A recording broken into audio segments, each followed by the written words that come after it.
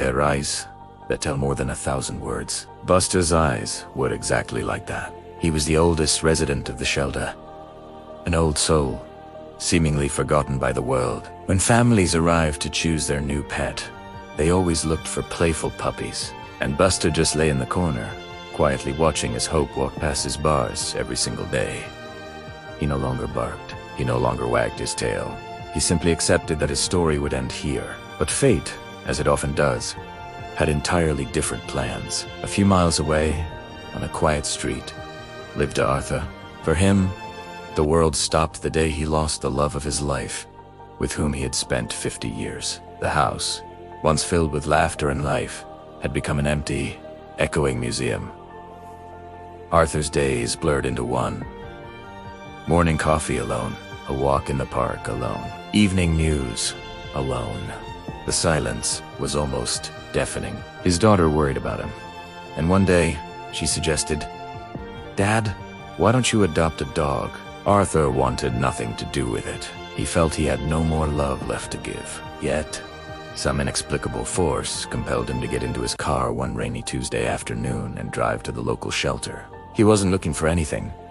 He just wanted to browse. As he walked through the noisy corridors, he suddenly stopped. There was Buster. He wasn't jumping. He wasn't begging for attention.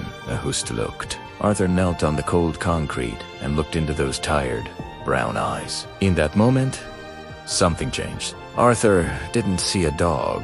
He saw another broken soul who understood exactly the silence that resided in his own heart. No words were needed. Arthur simply told the caretaker, "I'll take him home." Healing never happens overnight. The first few weeks were difficult. Buster was terrified of his new surroundings. He flinched at the slightest noise and didn't leave the living room corner for days.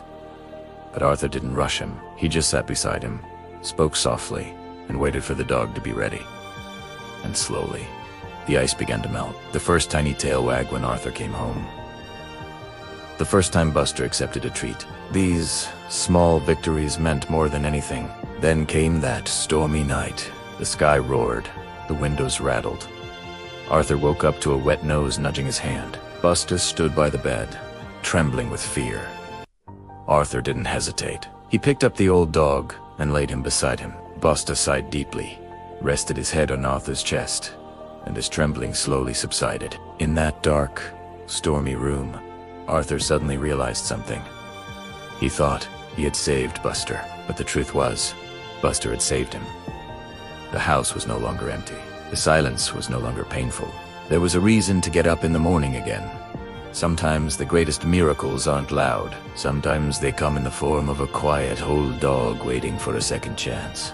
It's about never being too old, or too broken, too loud. Again, that even the deepest wounds can be healed by a loyal companion. If you also believe in second chances, share this video. And if you can, visit your local shelter. Someone might be waiting there. They might just change your life. Thank you for watching.